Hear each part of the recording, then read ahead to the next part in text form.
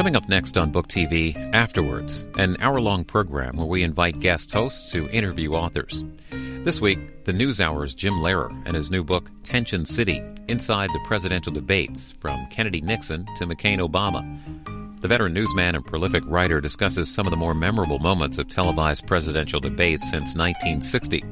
He shares how he developed his questions and kept them secret, and reveals which he believes were better left unasked. He talks with CNN chief political analyst Gloria Borger. Welcome to Afterwards. I'm Gloria Borger of CNN, and with me is the executive editor of the NewsHour, Jim Lehrer, who's just written a fabulous book called Tension City, My View from the Middle Seat, which is going to be on your book stands on September 13th. And it's all about the presidential debates. Now, we all watch the presidential debates. Some of us cover the presidential debates. But you're the only person I know who has moderated presidential debates alone. How many of them? 11. 11 of them alone. And you're the man, as you say, in the middle seat, at the center of that stage. You've written fiction about these debates, but you have never really told us what it's like to be in the middle of it. Why did you decide to write a nonfiction book about debates this time? Well, I thought it was time to do it. I felt that 2008, when I did one of the Obama-McCain debates, I knew that this was probably going to be my last presidential debate. And so I decided pretty much that was the case. So I started collecting my thoughts. I had taken a lot of notes through all these other, the previous 10. And I realized I had some things I wanted to say that it would be hard to say if I were still about to do another debate or whatever. So not that I had anything, any scores to settle or any. There are some good stories in here. There's stories to say. Stories are different.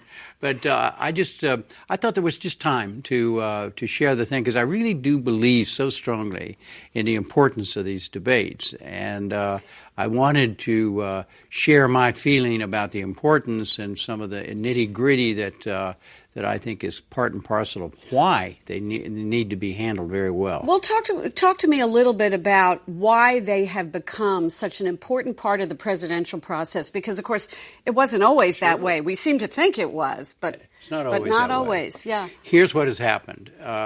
It is the presidential debates have become the only times during a presidential campaign where the candidates, usually two, sometimes three, are on the same stage at the same time talking about the same things.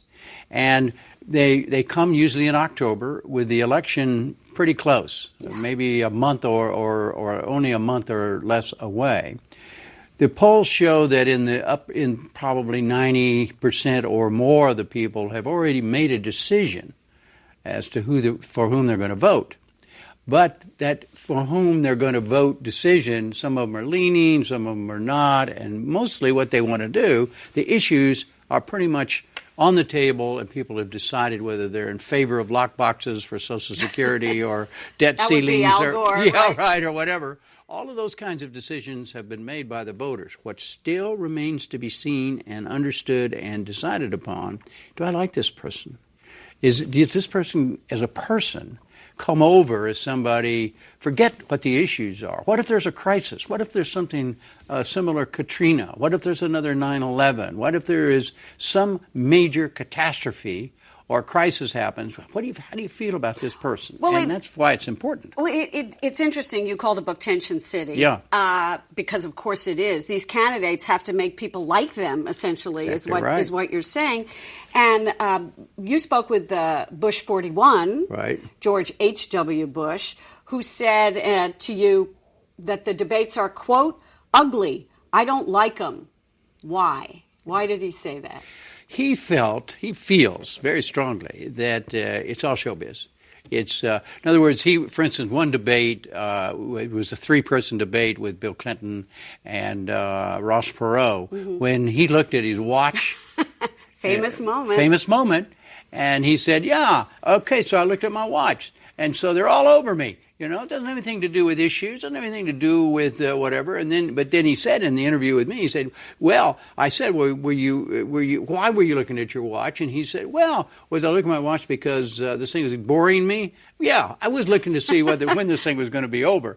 But see, those kinds of things. To the audience, they're saying, you know, it leaves an impression, and it's a language impression, but it's a body language impression rather than a spoken word impression. So so from George H.W. Bush's point of view, he just thinks it's ridiculous to have so much writing on these 3 90-minute exchanges in a presidential debate. So he thinks, you know, his son, though, as you point out in the book, feels exactly the opposite. Absolutely. He thinks it's terrific.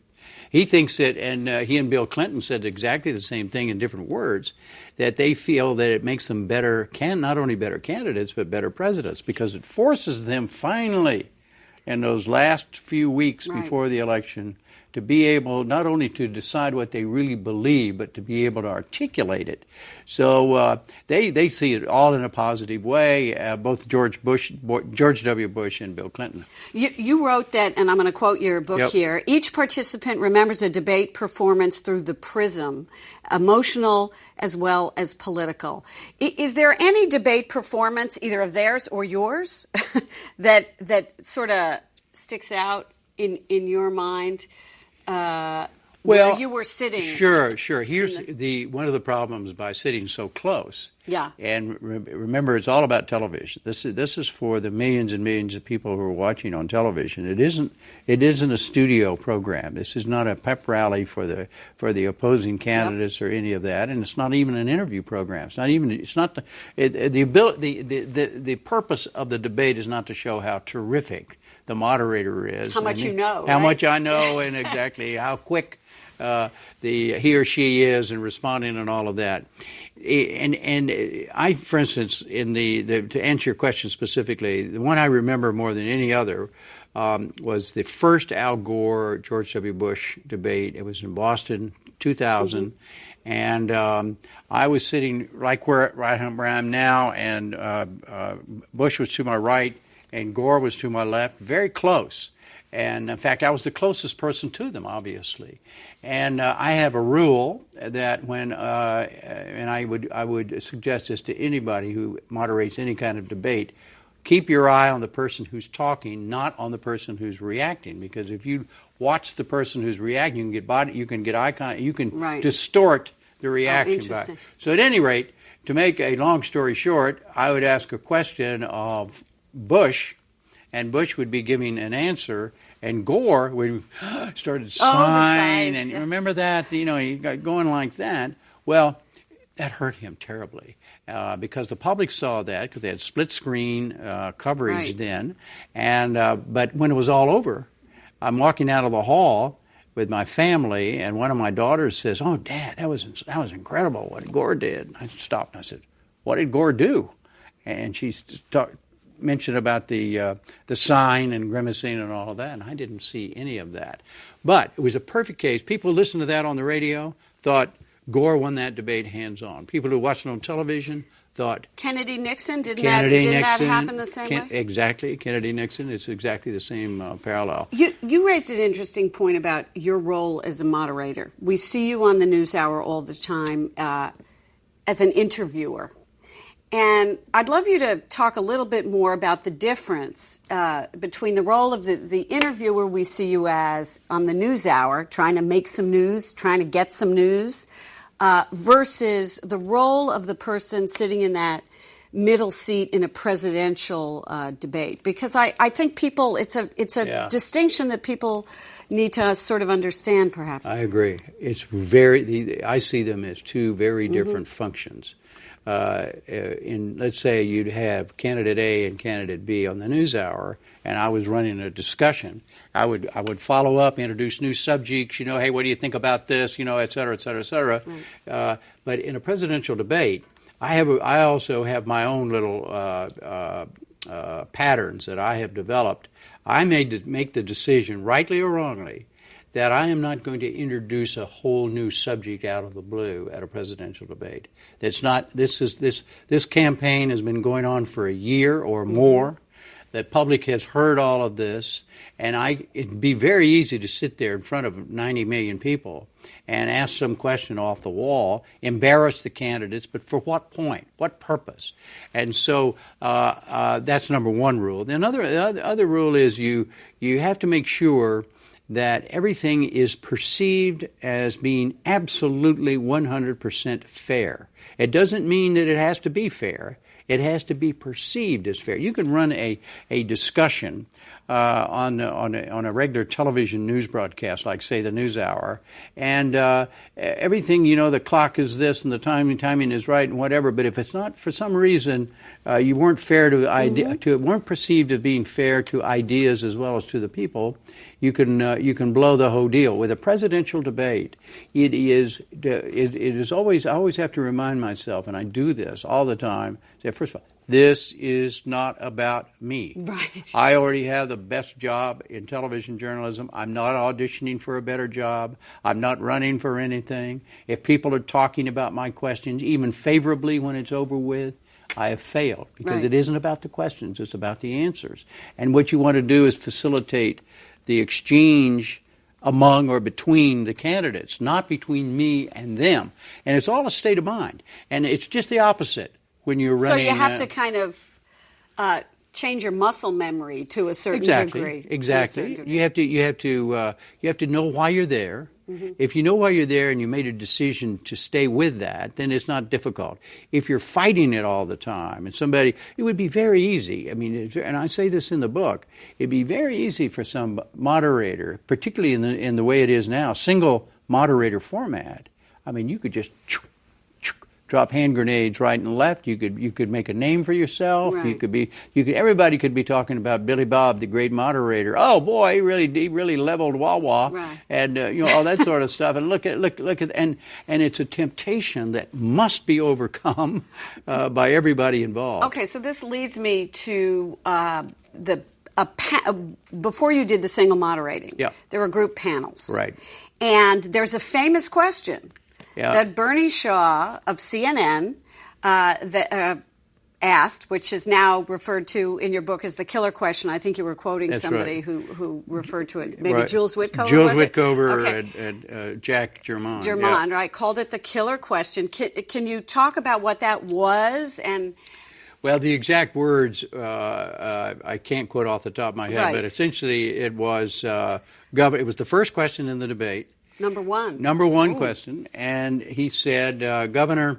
This is Dukakis. To Dukakis, right. and this was in 1988 against George H.W. Bush, and he said, "Governor, if Kitty Dukakis were raped and murdered, would you be in favor of the death penalty for the perpetrator?"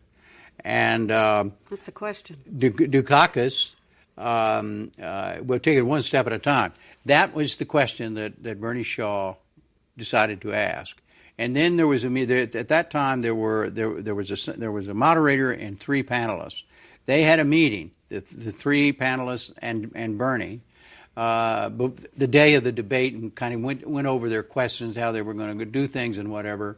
And it's a long involved story, but the three other panelists. Margaret Warner, who was then with, I think was with Newsweek. Yeah. Of course, now with the PBS NewsHour. Andrea Mitchell, who was with NBC News, and Ann Compton, who was with ABC News. The three panelists, three women, said to Bernie, "Hey, wait a minute, rethink that question." They tried to talk him out of it, and at least not use her name. That they thought, and Bernie was adamant, and he was going to ask the question, and he asked the question. And in just doing some reporting, old-fashioned reporting about the meeting and how it all came about, discovered that there were some hard feelings that exist to this day about the fact that these three panelists tried to talk him out of asking the question in the first place, and there's some back talk about whether somebody knew the question ahead of time and the word leaked out. There's no evidence that it did leak out, but at any rate, it left, and I'll tell you what, and I say it in the book, that it's a good lesson for all of us in journalism, including the two of us, Gloria, that all of the frailties of humankind exist among journalists as they do among politicians and lawyers and preachers and bus drivers and everybody else. And in this case, there was an honest, I believe, disagreement over what each one heard and what each one believed. And there weren't any good guys and bad guys here, but it was just a reminder, just remember that we can all see things differently, very honestly. Well, and it's interesting because you write in the book that in the end, Michael Dukakis didn't seem to object to the question, afterwards. But viewers did look at it and say it told them something about Michael Dukakis. Exactly. So, see, that's the double-edged sword here. Right. Because Dukakis's answer, remember, was, well, I've always been opposed to capital punishment, and he gave a little essay on capital punishment. And everybody was expecting some kind of emotional thing. My God, they're talking about killing, raping, and murdering my wife. And he didn't see it that way. He didn't react that way, and it hurt him terribly. In fact, and I say this in the book as well, David Broder, the dean of political reporters, the late David Broder, died recently, but at the time was the political editor for the Washington Post, said to Ann Compton after that, the election's over. There's no way Dukakis is going to come back from that.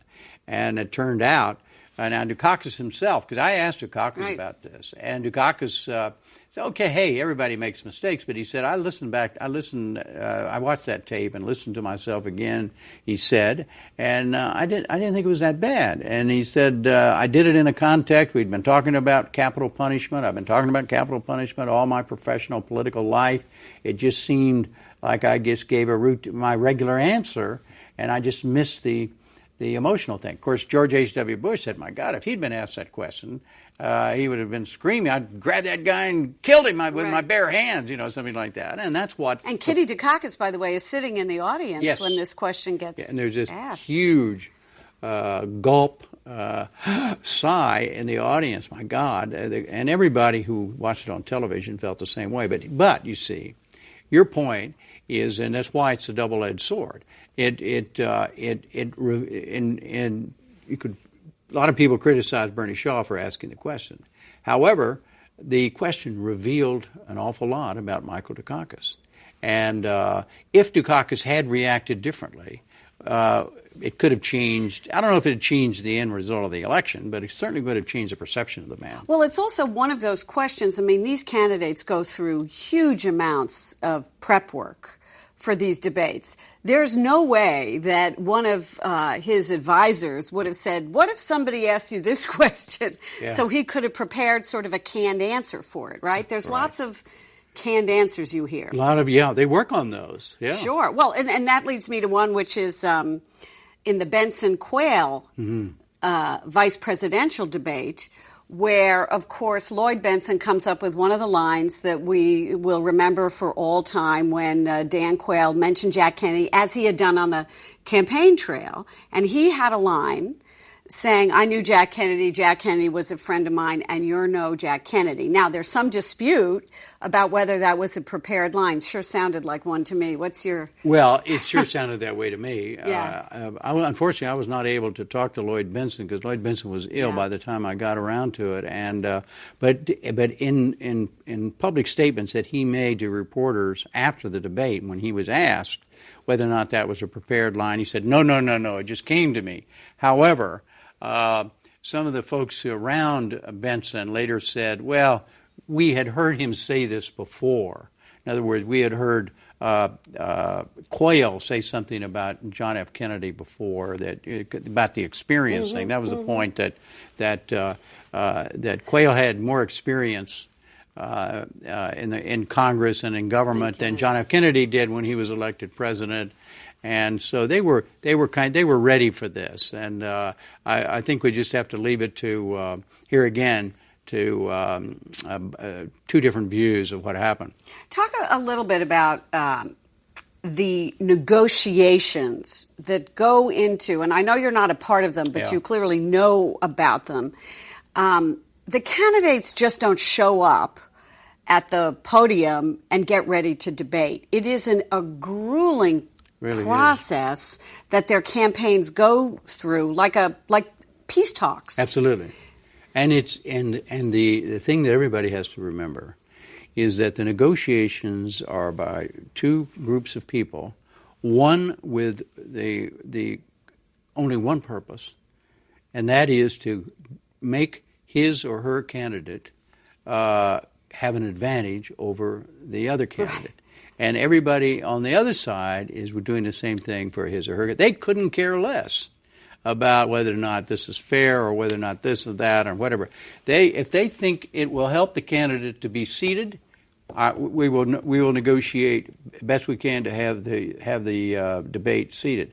If they think it would be if our guy is too short compared to the other, they work for Dukakis, for instance, against George H.W. Bush, tall man. Michael Dukakis, not so tall. So they lifted the space right behind the podium, so Michael Dukakis wouldn't look as short compared to George H.W. Bush, and all of that was negotiated. One of the candidates, some of these candidates sweat a lot more than other people. Some people sweat more than other people. We all know that. That's right. Yeah. Well, if the people who sweat always want the temperature to be 30 degrees. To negotiate the temperature. And to negotiate the temperature. And it's all, and for instance, the formats. Well, that's... The formats. Bob Dole, I remember the Bob Dole negotiations. Bob Dole is a man who talked in bursts and one-liners, and he never talked for more than about 2.5 minutes. So his negotiators were willing to give up anything in order for those answers to be never more than 2.5 minutes long. So, of course, against Bill Clinton could talk for 2.5 hours on any given question. But in order to get that, Clinton also wanted a town hall thing. So in order, they swapped, their negotiators swapped. Dole got what he wanted, which was short answers on some of the debates, and in exchange for Clinton's people getting what Clinton wanted, which was a town hall debate for the first time, and everything about what the size of the holding rooms are, everything about it is negotiated, including the moderator. Absolutely. And that may, as you sort of posit, that may be why they ended up with a single moderator, because they couldn't agree on anybody other than you. It was. This is not false modesty. It is just the truth. Yeah. That a couple of times that I ended up moderating debates just because they could not agree on anybody else, and they could agree on me, and they finally just threw up their hands because politically this person had said some things that they didn't, whatever, or they were looking for an advantage, and they're always looking for an advantage. And one side thought, well, this would be a disadvantage, this person, for whatever reason. And it doesn't have to be a legitimate reason. Just it's almost like in a jury Vordari thing, you just arbitrarily say, juror number 7 out of here. It's just the way it is. And in my case, there were just fewer objections to me rather than a positive feeling. That's all I can say. Well, how do you prepare so you're now a single moderator, and this is a great weight on your shoulders. Huge. You can't, Tension City is kind of small compared to what you're going through as that moderator. How do you wall yourself off and figure out what it is you're going to ask? There may be a foreign policy debate, there may be a domestic policy debate, there may be a town hall, which is a different format. But how do you sort of sit there and say, what are the questions that the people in the United States need to hear about? That's all up to you. Well, that's, you got it. That's what it's all about. And fortunately, working with my colleagues in the NewsHour, who are terrific professionals, I always begin with them. Say, okay, help me out here. Give me some suggestions, et cetera, et cetera, et cetera. And I do an awful lot of reading and do all that stuff. And then it can depend on the timing, but there comes a time when I don't talk to anybody else. And I have no more conversations with anybody. Except your wife. Except my wife at the very end. because knowledge is everything. Yeah. And I don't want anybody on our staff to have to lie to somebody. Somebody say, "Hey, do you think Lehrer going to ask a question about fill in the blank?"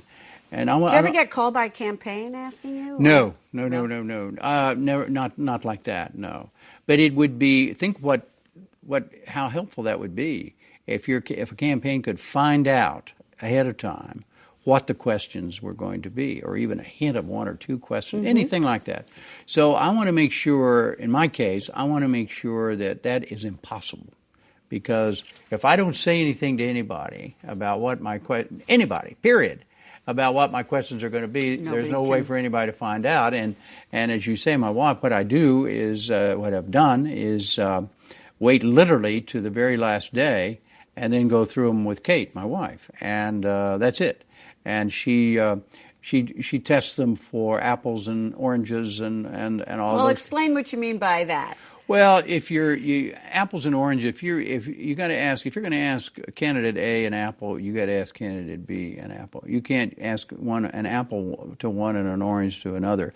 In other words, the questions have to be perceived as, quote, equal in terms of intensity, in terms of aggressive, whatever it is. If you've asked a really pointed question that has to do with a personal characteristic, you have to have a matching question, at least one that is perceived to be as tough as the other one of the other candidate, and all of that is really hard because as I say, the perceptions for the candidates are critical, but it's also critical for the moderator because in the whole process, it's not just about the moderator.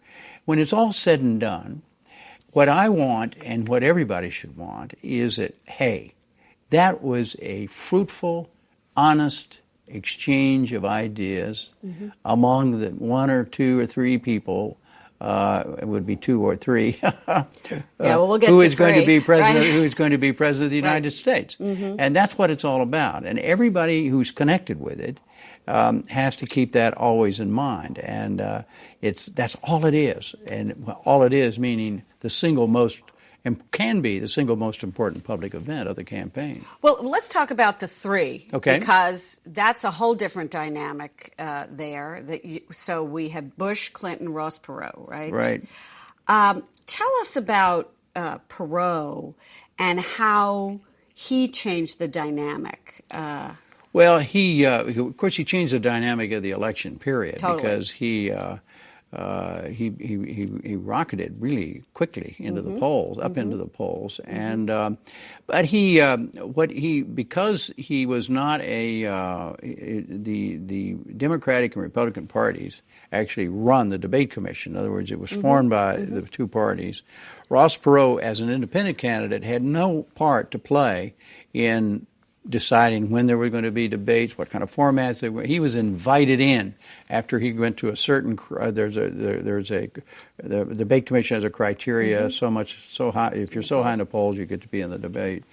And the thing with Perot it was fascinating for me moderating a couple of his debates because he came in determined not to attack either. He was not going to attack Clinton or Bush under any circumstance. He was going to talk only about what his ideas were.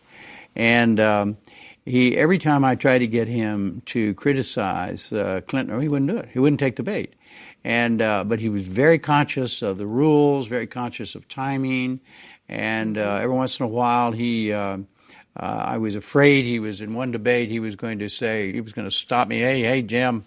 You're not being fair. You're not giving me enough time, and I use some body language to say it's going to be okay, Ross. Give me another minute here. Everything's going to be fine, and everything was. More juggling, though, more right? juggling, Yeah. and it is when you had it was just really I did the. One of those was half with panelists and half solo moderator. The first part of that, 45 minutes, was the most difficult 45 minutes and the shortest 45 minutes of my life because it was, and there were no rules. we were experimenting. They were experimenting. The debate commission and the candidates agreed. So first question, boom, boom, boom. And I had to make sure that not by time clock. You didn't have clocks. They didn't, not for that first 45 minutes. So it was all how I perceived it, and people were counting the time and telling me in my ear, but there was nothing that could be done about it. Here again, there was the case that when that 45 minutes was over, I only had one thought in my head. Was it perceived as being fair to all three of those guys?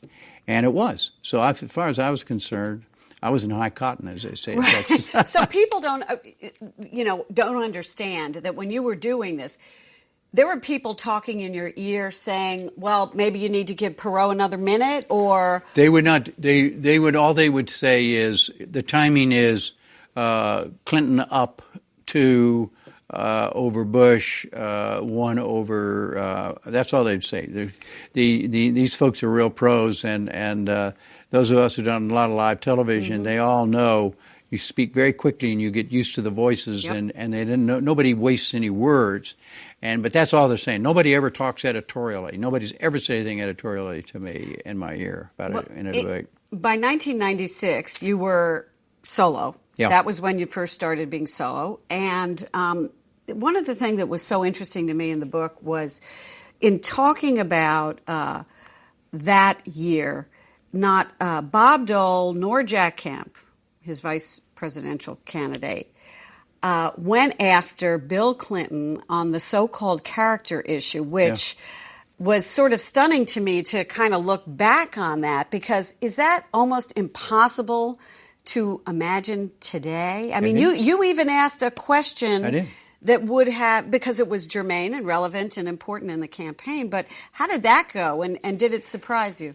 It surprised me. I thought that this was long before Monica Lewinsky, but the Jennifer Flowers case had already come out, and there had been all kinds of stuff. And I just assumed that it would be brought up by Dole.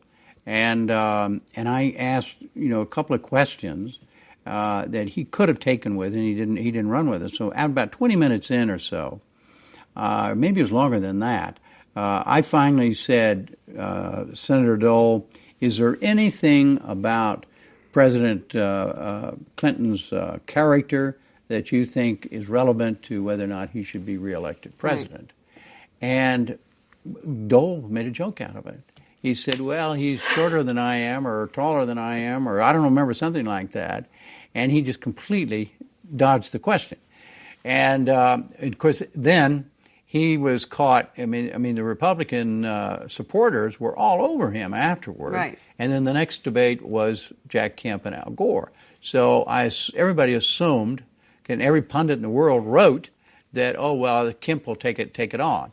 And so I immediately got in, tried to get Kemp to say it.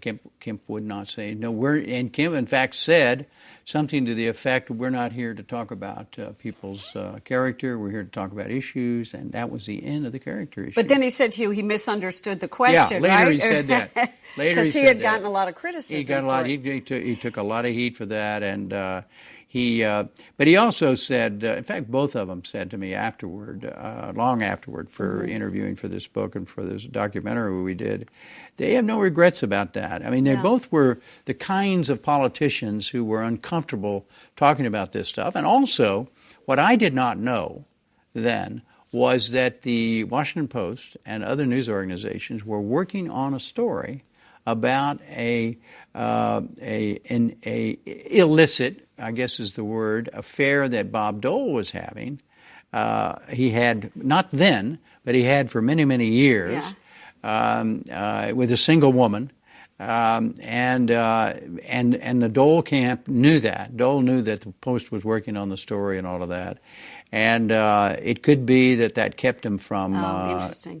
That they decided not to open up that can of worms because the Post might have come with a story. Even though the story, let's say that he was long estranged with it from his wife. The affair he was having was with a single woman, and it was gone, long gone. It was years before, but it might have affected Dole and thus Kemp and how they answered the question. If you fast forward to today's political environment with the way we're so polarized, et cetera. Do you think, even given the facts you now know about Dole, do you think that question would be answered differently in today's, or is that too hypothetical to answer? Gloria, I think that it all depends on the candidates. I think that if we had a similar situation, trying to recreate what it was like in 1996, what we knew, I think the womanizing issue, to use it specifically,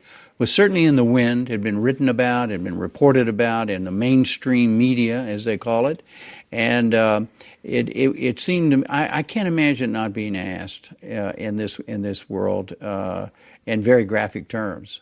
I just think it would be. I think in a legitimate, probably. If we knew about John Edwards, for example, now, and he were in a absolutely vice presidential debate. Absolutely right. I think, but when you think, I hadn't thought of it, but until you raised this, but if knowing what we knew even then about the Jennifer Flowers case. And for him not to be asked about it, and I didn't ask about it either. I mean, I gave him ways to get to it. I gave Dole very artful. Yeah. But I think in today's world that would have come up. Yeah, you're right. Definitely. And then I guess the question is when you ask questions, either whether it's alluding to character or whether it's about Medicare, Social Security, whatever, people are watching these debates. And they want to see if the candidate's the real deal. That's it. You got it. So is there...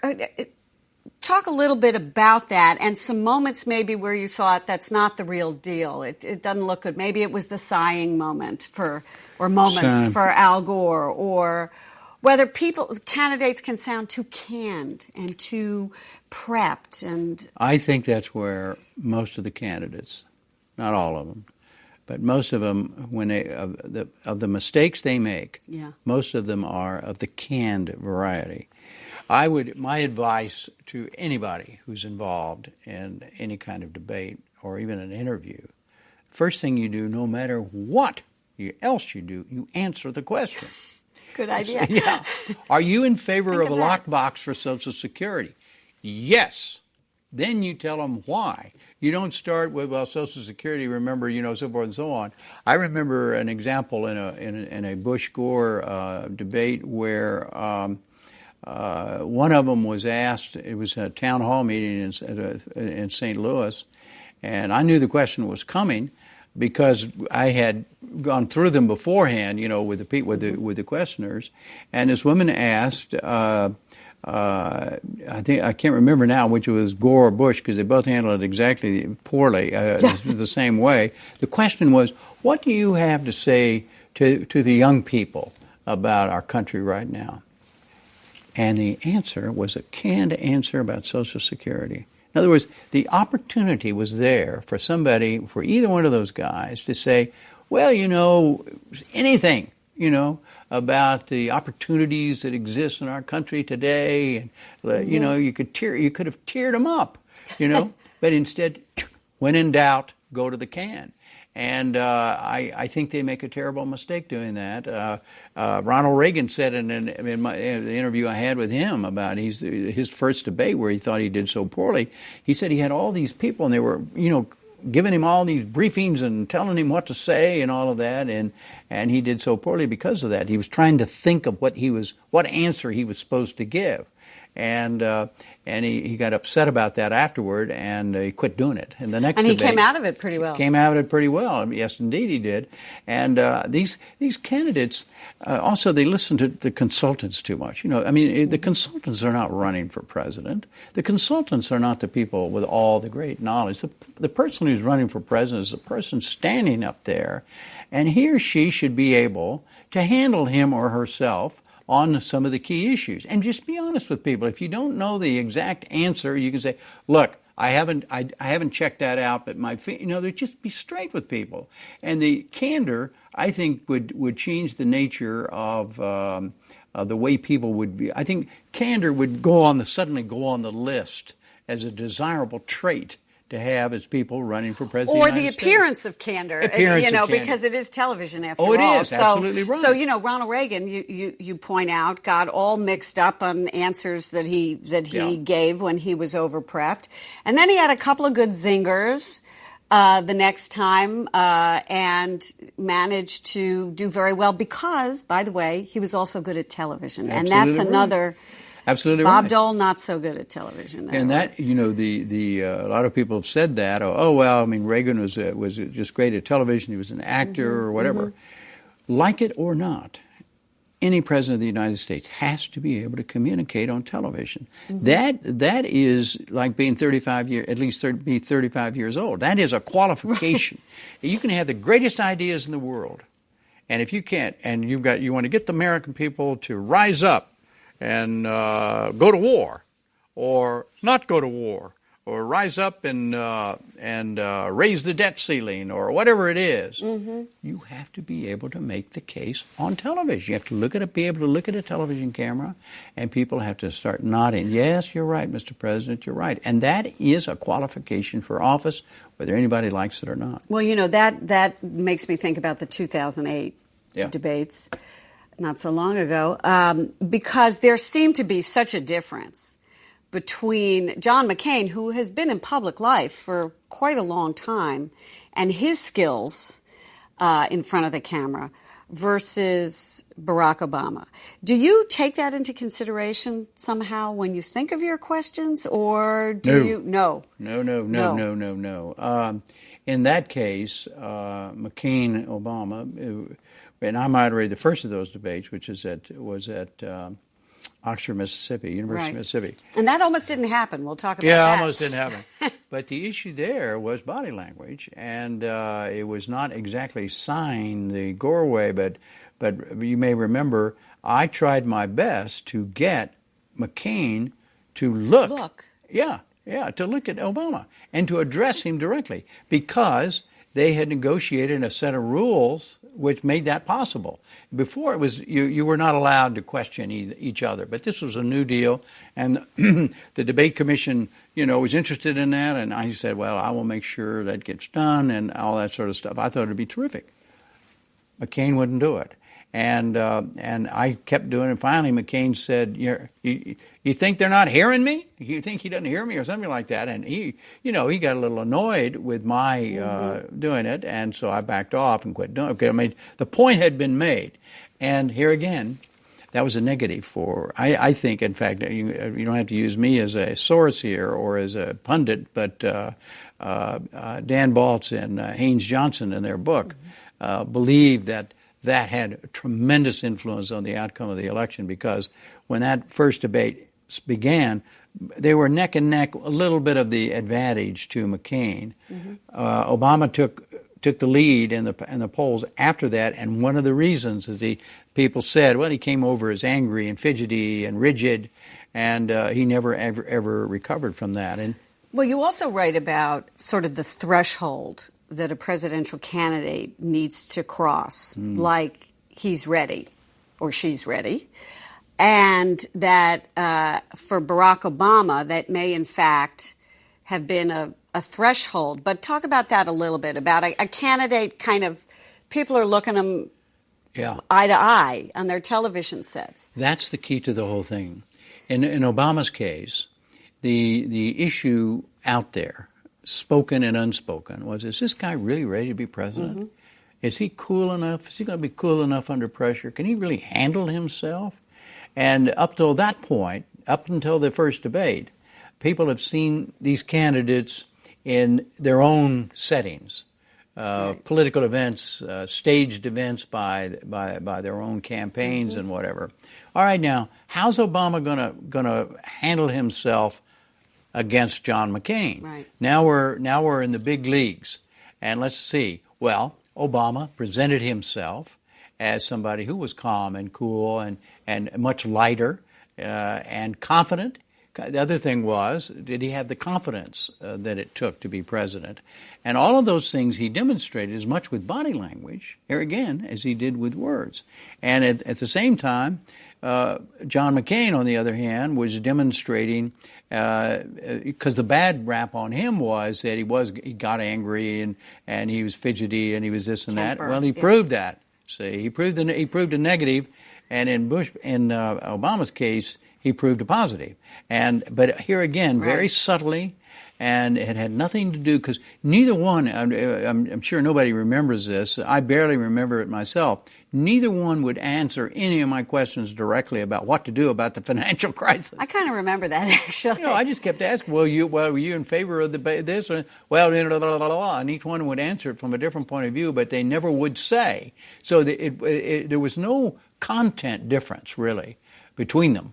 It was all about body language difference. Well, let's set the scene for that, because, of course, it was in the middle of the financial crisis. Right. John McCain suspended his campaign, if I recall, right. And there was a question, actually, about whether you were going to have that first debate. That's right. So what did you guys do over at the debate commission? What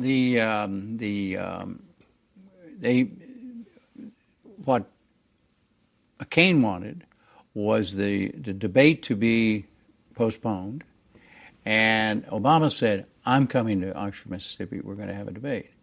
So it was a kind of a blinking kind of thing. The debate commission folks said to me, because I was already in Oxford, and when all of this happened, and the debate commission said, well, we're preparing for a debate. There will be a debate, one way or another, unless we're told something else happens, et cetera, et cetera, et cetera. I was approached by some folks through intermediaries. I was approached by some people from the University of Mississippi. They'd spent millions of dollars preparing for this debate. Sure. It was a big deal for the state of Mississippi and the university. Absolutely. And all of that. And they asked me if I would moderate an event just with Obama. In other words, if McCain didn't come, maybe using students and run a town hall thing. And I said, well, I'll have to think about that, because let's say they did delay the debate for a week or so. I mean, in other words, it was all, and I had a lot of conversations about, kind of what we would do and whatever. But I realized in my case, fortunately, at the last minute, I mean, literally at the last minute, McCain decided to come, and that was the morning of the debate. He didn't decide to come until the morning. So you're preparing all your I'm questions. Preparing for everything. And I had just left the other issue aside. How do you do that? Compartmentalize, right? How do you do that when you've got this huge story going on outside, and inside your hotel room, right? You're sitting and doing these questions. Well, it's the nature of the beast, and I decided that the other thing about all these things, Gloria, is that if it's possible, try to always worry about the things that you have control over and not those that you do not. But that's hard. Oh, very much so. But I decided I was not going to prepare for a one-on-one thing with Barack Obama, because I hadn't agreed to do that, and that thing was still, I didn't know what was going to happen. I just went on preparing as if we were going to have a debate the regular way. Now, the issue here was my first subject. I was supposed to do foreign policy and national security, and Bob Schieffer was going to do the second. Mm-hmm. He was going to do domestic. And I called Schieffer, who's my friend, and I said, Schieffer, by the way, just for the record, as of right now, the financial crisis is a national security and foreign policy issue, and I told the debate commissions they could tell the candidates, and I explained that at the beginning. I didn't have to. In retrospect, I wasted some time by explaining at the beginning of the debate that this really was important enough to talk about in the first debate. But anyhow, it went off. It went off exactly on time, but it was hairy. There's no question about it. These things are. I compare it in the book to the debates themselves and the whole experience to. From my point of view, like walking down the blade of a very sharp knife. Right. And anything can go wrong, and you can get cut. And and I think that everybody who's involved in these feels the same way. You wrote about debates in which things went horribly wrong. 27-minute no sound, right? With Jimmy Carter, Jimmy was it? Carter and Gerald Ford, where they just stood on the stage for 27 minutes and said nothing to each other, which is kind of remarkable when you think about it. Was there any time in your debates where you were sort of panicked inside and thought, "Oh my God, this isn't going to come off"? You mean the content itself, or the the content, just wasn't gonna or work? The logistic, or something something was sort of got out of control. Or I know there were other debates that kind of got out of control, but no, there wasn't any time where I thought things were going to be out of control. There were many times when I was disappointed that I was unable to use the rules in such a way to ask the follow-ups that I thought should be asked. And I always work very hard to I make damn sure that I stay within the rules, but I also work very hard to use the rules in ways that so there can be a flow to it. That you're Do you have input into the rules, or is it just the campaign's negotiating? So you're negotiate, and they give you the rules, and they say, we hereby invite you to moderate debate so-and-so. Will you? Are you interested? Will you do this? And will you agree to enforce these rules? And so, what's the best format as you think about it? The best format. The best format is a loose format, and we had a fairly loose one in Oxford. In that case, there were 9 minutes where you could talk about a question and back and forth and all of that, and it wasn't so limiting. I think that a wide open format is too much of a good thing. You really could lose control of it, and you would play to the strengths of both of them are very good communicators, but one's a slightly better communicator. You would give an edge to that one if you open it up completely. In other words, with no rules at all, and they asked each other questions, and you played kind of as ringmaster, but not as moderator. I think that would. So anyhow, my idea would be: good evening. Here we are. Here's candidate A and candidate B. We're going to talk about foreign policy, and the first thing we're going to talk about is the troops in Afghanistan and the withdrawal of the troops. What's your position on that? Candidate A. Why? Well, I'm against, Well, let's talk about history here for a minute on Afghanistan. How we got there. Well, and then they would talk to each other and talk to me and talk, to the moderator. It would be a full discussion. Well, you said. Then it would be open. Well, but you said such and such. You could do that kind of thing in that kind of format. You could say, yeah, but you didn't. A week ago, you were. What did you mean when you said? A little more of a whatever. And so, okay, now. Enough of that. Let's go to about Libya. And do the same thing. Do it by subject matter, and make sure that everybody understands the context and everybody understands how each candidate feels about it, and not be restricted to a particular time to talk about Libya. In other words, you might say, "Well, 5 minutes, we got it," but it may take 12. So either way. You can do it that way, and it's hard work. It'd be hard work for a moderator, but it'd be the best format. By the time they get to these debates, as you point out, they don't like each other very much. They've gone through an entire campaign of trying to discredit each other on policy and maybe in other areas. So when you ask them to engage, as you did with Obama and McCain, you saw that McCain wouldn't talk to him. So is that engagement easy? I mean, really, at this point, these are people who do not like each other. That's right. And, Gloria hadn't thought about it, but that may be exactly what the problem was. Yeah. That a lot of it, that McCain has just had it. With Obama and his people have said some things about him, and he was tired of it, and he just didn't feel like having a quote, civilized exchange. And that's authentic. That was real. Yeah. So you saw the real. That was not canned. No. Yeah, and clearly, and you look at it from Obama, what we know about him since he's been president, that was the real Barack Obama on the stage too. Exactly. I mean, that manner that he demonstrated in that first debate is the manner he's been demonstrating since as president of the United States.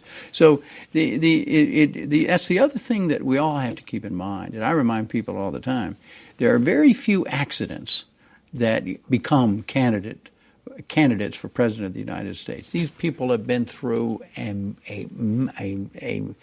meat grinders and mix masters, and they've been pummeled, and they've been, called every name in the book, and they've been accused of everything, and they've had people yelling at them, and they've had all kinds of information, all this, and they have been tested. And tested and tested and tested. And by the time they get on a stage before 100 million people in one of these debates, this is not the first time they've done that. It's just the most important time. But they know from where they came, and most of the public already knows those people too pretty well by So then. on the one hand, they're being over-prepped by their consultants and their advisors. On the other hand, they're being told, just be yourself. Yeah, just be yourself. Just be who you are. Have you sensed the nervousness? Oh, sure. Really? Oh yeah. In every one of these, you can smell it. Really? From day one, and it's like I have the same feeling with a debate. I'm nervous when I begin. You are. But I have to, once I get into it, and you can tell when the candidates get into it. But for them, it's never over for them until it's over. The next question could be one that they may not have thought completely about. There may be something there that they can't ever no. There's no cruising allowed for any candidate. But the nervousness, knowing that, like looking at your watch or seeing the best example editorially was Gerald Ford when in that debate with Jimmy Carter, when he said Eastern Europe was not dominated by the Soviet Union, and his head was handed to him because it was I asked him about that. He said, well, here's what I meant. I didn't say it right, and but here again he understood why everybody jumped him.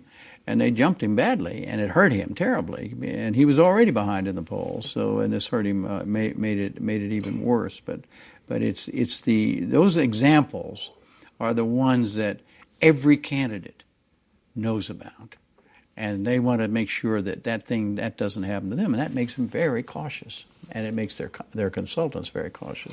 So what do you do? We've got a couple minutes left. And what do you do when it's over? And suddenly the reviews are in, not only the candidates, but also of the moderator. You've spent so much time preparing for this, and suddenly people are saying, why did he ask that question, or why did he ask this question, or? Well, it's exhilarating when it's over, and with all the strain and all of that. It's always, for me, I've always felt good about it. That it not always. But usually I felt really good about it. But then when the reviews come, somebody hammers me and says, that's happened to me several times. I wish I could say to you that, I don't mind criticism. I'm just like everybody else. Sure. I don't handle criticism well.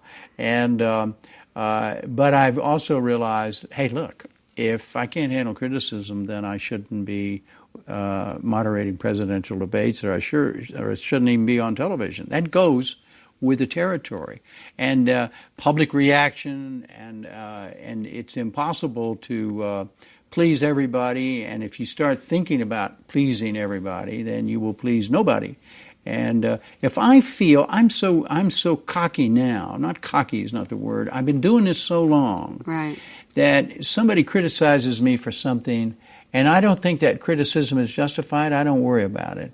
I really, nobody has to tell me when I've screwed up. I know when I've screwed up. And that comes with doing this a long time. So what about the next debates?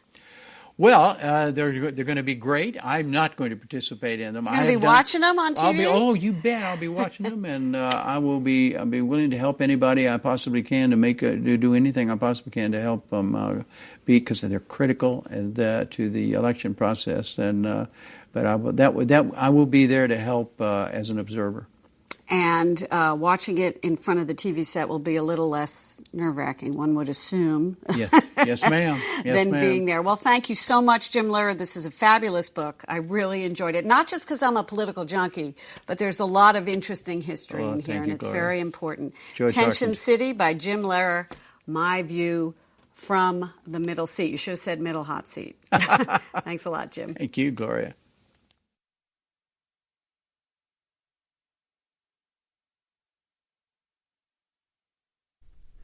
That was Afterwards, Book TV's signature program in which authors of the latest nonfiction books are interviewed by journalists, public policymakers, legislators, and others familiar with their material.